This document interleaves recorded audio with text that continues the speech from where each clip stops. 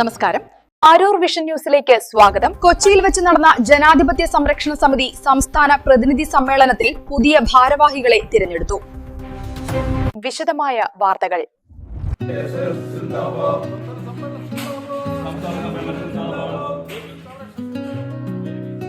JSS സംസ്ഥാന പ്രസിഡന്റായി AV Thamarakshan, general secretary Balaramapuram Surendran.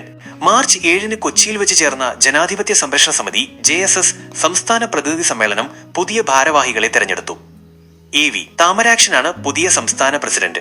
Balaramapuram സുരേന്ദ്രനെ സംസ്ഥാന ജനറൽ സെക്രട്ടറിയായും തെരഞ്ഞെടുത്തു. മറ്റ് പ്രധാന ഭാരവാഹികൾ: working president Varghese Ittan, vice president Ramapuram Krishnankutty, treasurer advocate James Kuruvithadam, organising secretary Payipram Soman.